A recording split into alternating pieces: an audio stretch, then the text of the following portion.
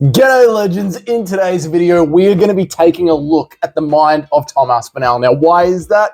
Because everyone likes to be the one on the couch, at home or online that says they knew exactly how the fight was going to go. Everyone likes to be the one that says, look at my picks, I'm the one in the room that makes the best predictions, I can make the most money when I'm betting, I'm the one that can take all the bragging rights. Because I'm a Don, and that's what Dons do.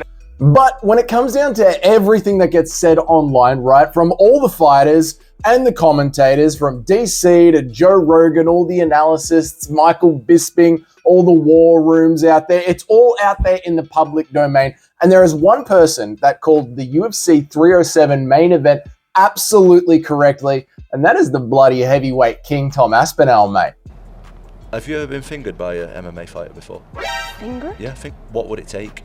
So we're going to take a look at what Tom Aspinall said about the UFC 307 main event between Alex Pereira and Khalil Rountree, how he broke down that fight absolutely perfectly, and what this means going into the Jon Jones altercation. Why Jon Jones will inevitably choose to duck Tom Aspinall, because his mind for war is so perfect, and Jon Jones is going to duck Tom Aspinall. All right, so without further rambling, I found my microphone, by the way, it was in my pants. Anyway, without further rambling, let's get into the Tom Aspinall clip. Realistically, this guy is quite a bad matchup because of how explosive he is as well, so it might be a problem for a really orthodox striker like Pereira. When he gets his opponents hurt, it's like his opponents owe him money.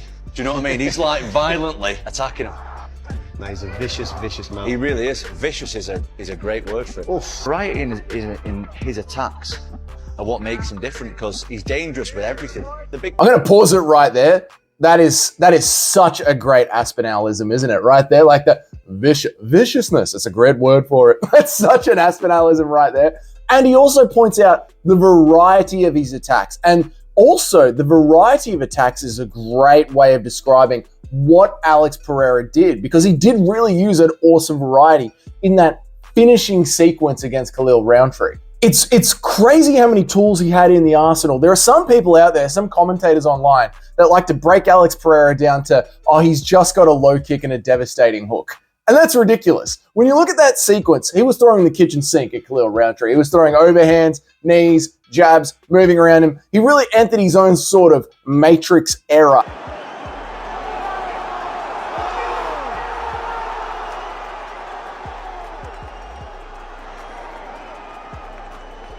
And Alex talked about that perfectly in his video with the arsenal of attacks, or the variety of attacks. Let's play on and listen to a little bit more. The question mark I've got on Khalil Rountree is, fight is above Yeah, it's altitude. good. Of course it is. Yeah. And Khalil Rountree is very, very explosive. Now that's fantastic. How long does that last for when you're miles above sea level and you're fighting Alex Pereira? What did he say there? Khalil Rountree is very, very explosive. That's fantastic. But how long does that last when you're miles above sea level? Again, that's 100% correct. When you look at how the fight actually played out, Khalil Rountree was winning the first part of the fight. He won it on the judges' scorecards. But even then, you don't even need the judges' scorecards. You could just tell Alex Pereira got a little bit exposed in those first two rounds. But is that because of Alex Pereira's fighting style? I think that's because of Khalil Rountree's fighting style. Look, these point fighting kickboxers, we see it a lot. The kickboxers, they like to be very methodical and very intelligent with their shot selection. They like to play around on the outside and really pick and choose their shots. But they do fall when it comes to Muay Thai strikers and boxers that go straight down the center. We see this all the time. If you are in there with one of these rangy kickboxers that like to pick and choose their shots, and you just attack them head on. We see it a lot even with the karate stance guys. Look at what happened with Wonder Boy in his last fight. When you do attack them just head on, you do tend to have a lot of success. And Khalil Rountree was doing exactly that with that Muay Thai style of just lunge in there and let's do some damage. But could it last the entire fight? No, it couldn't. Khalil Rountree, that's one of those big talking points that we were talking about before going into the fight. And Tom Aspinall called it perfectly. Something might happen early, but how is that going to carry in as the fight continues on and at sea level? That's exactly what we saw. The scenario, it started to change very, very quickly when we realized that Khalil Rountree was going to be running out of air, and Alex Pereira realized that as well and just started to take his time with it. It is, from Tom Aspinall, an absolutely genius breakdown. I love it. And I think having a mind like this inside of such an elite heavyweight fighter like Tom Aspinall is sort of why Jon Jones is kind of absolutely destroying his legacy and doing everything that he can to duck this man. Like, Aspinall has been and is on the warpath. He is hunting Jon Jones down.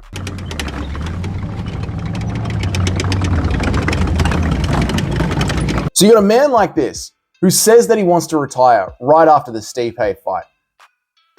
I don't blame Jon Jones for wanting to duck it. I think when you look at it, considering that Tom Aspinall trains at a heavyweight-only gym, he is doing everything that he can to be physically and mentally ready for this fight. Come UFC, 209 in November, Tom Aspinall is going to have a separate game plan for Jon Jones, and he is going to have a separate game plan for Stipe Miocic, as well as just all the general training and sparring that he is doing down at his own heavyweight-only gym. Plus, on top of that, Tom Aspinall had that knee injury throughout his entire career, just waiting to snap. And it eventually did, and it's gone and been fixed. Talking about when Tom Aspinall went and won the interim heavyweight championship, he had a back injury for that has gone and been fixed. You have now got a healed up, healthy, peak Tom Aspinall. His mind is also in the game. And he is now calling fights absolutely perfectly, almost play for play, before they even happen. That is what Jon Jones is truly facing, which is why Jon Jones is, and don't get it twisted, because the internet is full of these people out there that are still praising Jon Jones and giving him way too much credit. Jon Jones is pissing himself at the idea of having to fight Tom Aspinall. And what is almost like the most frustrating thing about this is Jon Jones also has really good game plans himself. Jon Jones always goes in there and seems to win differently. And why is that? Because he comes up with a plan for the guy that he is fighting. He will use a kickboxer mixed in with a lot of wrestling style to get in there with Dominic Reyes and Thiago Santos. And then when it's someone like Cyril Gane, who is going to be all kickboxing, he knows that he needs to go straight to the wrestling side of things. Jon Jones comes up with a plan for each person that he is going to fight. And to see that chess match happen at heavyweight with one of the GOATs of the sport. You know, Jon Jones, he's not the GOAT of the sport. There's just too much drug cheating, too much allegations. And in MMA, a couple of losses are good for you. You know, Mighty Mouse has some losses, GSP has some losses. It means that you actually tested yourself against the best. Jon Jones, he's ducked the best and fought the rest. That was a killer line, Doug. But what I'm trying to say is, when you take the mind of Jon Jones with where he is right now in his career, with his wealth of experience, and you match that up with Tom Aspinall, where he is right now with his peak ability and his mind for the sport, we are actually missing out on an awesome chess match that could happen at heavyweight, which is really rare because, you know, heavyweight is sort of tied to Ivasa. Dink him and sink him. See what's going to happen. Sergey Pavlovich, get in there and start swinging. Derek Lewis, I want to knock somebody out and then wriggle my balls around the cage. That's not what's going to be happening if we had Jon Jones versus Tom Aspinall. It would be a proper heavyweight MMA match, which is so rare for us. To see Tom Aspinall break down a fight so perfectly and so specifically, to me, it just makes the Jon Jones matchup even more intriguing. It's not only a physical battle, but it's a mental battle as well. And like I said, with heavyweight, you don't get to see that kind of fighter IQ very often. Cedar Ortiz fighter, punch drunk, fucking CTE. Listen, man, I'm an intelligent fucking guy. But that's it. Let me know down there in the comments. Do you think Tom Aspinall might have the best mental game a heavyweight UFC fighter or a heavyweight MMA fighter has ever had? Do you think anyone has gone in there with as much fight IQ as Tom Aspinall? Can you name a heavyweight fighter that might have a little bit more? Stipe Miocic always came up with phenomenal game plans for whoever he was fighting. So maybe Stipe Miocic would be on that list. Let me know down there in the comments. If you enjoyed this video and it's your first time around here, please hit that subscribe button. I try and make an MMA video every single day. Plus, I go live about 3 times a week where we have all kinds of raging debates, so you can come and check that out. If you're already on board with the channel, you know what to do. Hit that like button, help the channel grow. And until then, I will see you all in the next video.